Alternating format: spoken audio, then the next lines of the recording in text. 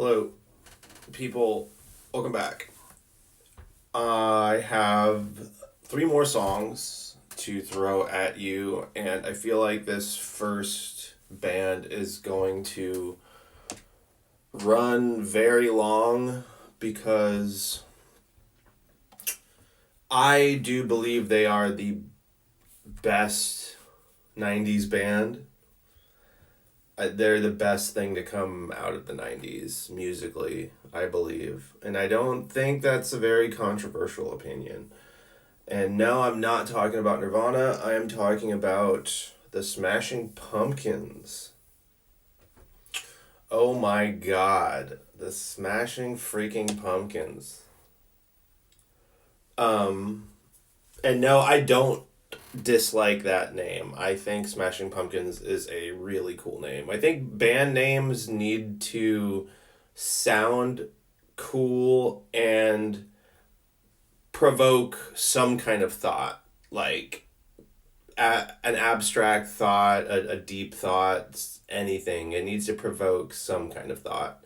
I think the best band names, and the Smashing Pumpkins is something where, like it or not, it sticks in your head. It sounds cool.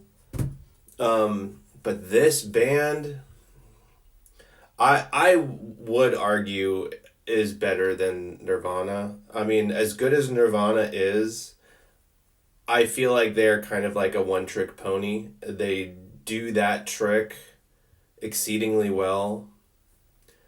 Smells Like Teen Spirit's one of the greatest songs ever made. Completely changed my life.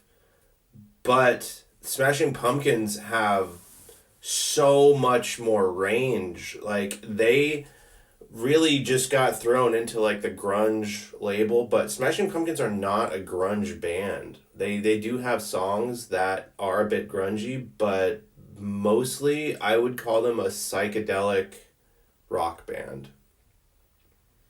But even that doesn't really do them justice. Their range is crazy, and that's why the song I wanted to talk about, there's so many amazing songs. I'm gonna do several videos, including Smashing Pumpkins, but I wanted to talk about a song that kind of highlights their range and how they can go.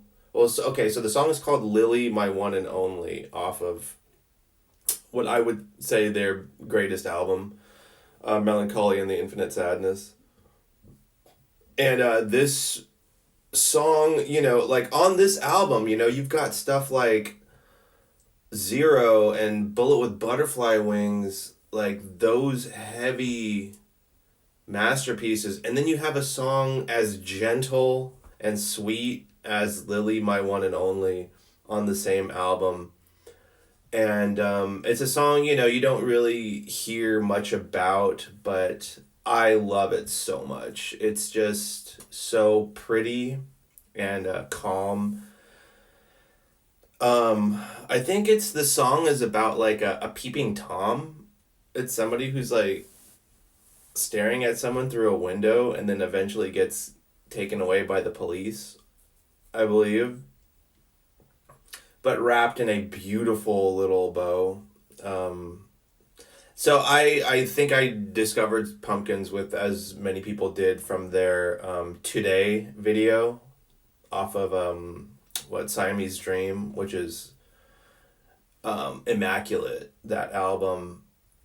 And then I remember, like, I did listen to Gish, the album Gish, which is I think their first album. I don't really like this one. It's heavily psychedelic rock. But I think with Siamese Dream, the band started to experiment more, get a little more gentle, kind of refining their sound with Siamese Dream. And then by the time Melancholy came out, it was just like, this band is on a whole other level. I remember when I first heard Melancholy, a lot of the songs I wasn't that into.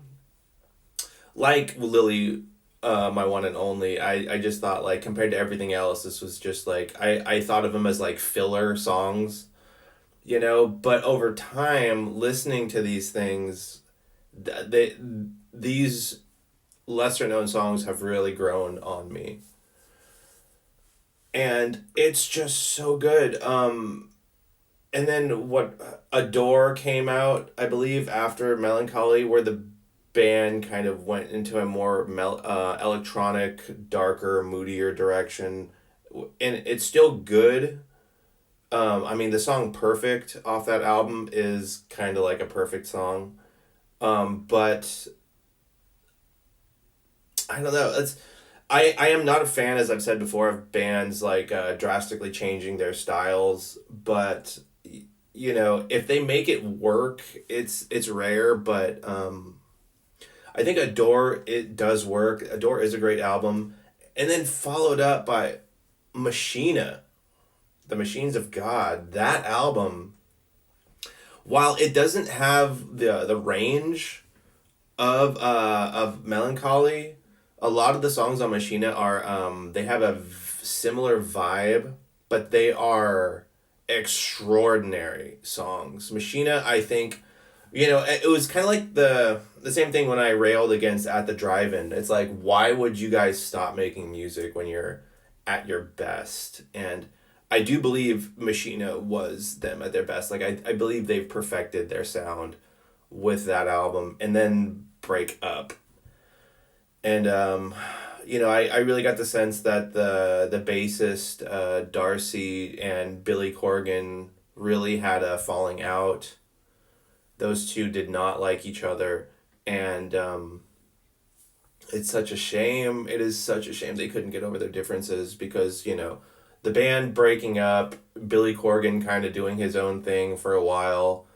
Eventually, one by one, the three out of the four members have returned, and I believe they are still making music together. Like their latest album just dropped in 2024, which is exciting. Billy Corgan is such a gem. This guy, his voice, really, when you hear his voice, his singing voice, it's, you just think like, this should not work. This voice, this is not a traditional singing voice. Like it should not be as good as it is, but for some reason, backed up by the music, it works so well. So yeah, please, to those of you who aren't Smashing Pumpkins fans, or if you have heard some of their songs but not everything, check out this lovely little track, Lily, My One and Only. It is very pretty. Okay, well, I guess that didn't take as long as I thought. But okay, so moving on to a very strange duo. I guess you would call it noise rock. I discovered this video, I don't know when, but it struck me. This so the band is called Lightning Bolt, and the song is called Dead Cowboy. And you know, I'm not so much a fan of this style of music. It is a bit jarring after, like, you know, 3 4 minutes. Like my brain has had enough of it. But I am fascinated by these two. It's just like the drumming is just relentless, nonstop. The drummer, I think, is the singer too. Like he's wearing this crazy face mask with I think a mouth piece attached underneath, like a weird microphone that's kind of distorting his voice.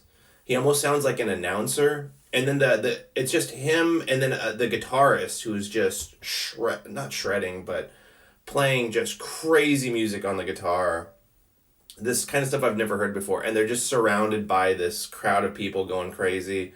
It's a special video, and by Lightning Bolt, and I'm happy to share it with you. And then real quickly at the end, tacked on, is another song by yours truly. This was the first. Well, okay, it's by Deathwave is Forever, which was my Deathwave project, and this is my first traditional Deathwave song that I am quite proud of. When I made this song, I was just so excited. I was like, okay, I know how to do this stuff. The lyrics are pretty hard to make out by design. All the God, I don't have enough time to sell this. Please check out my music if you're interested in what I'm doing, and please let me know what you think. All right, thanks for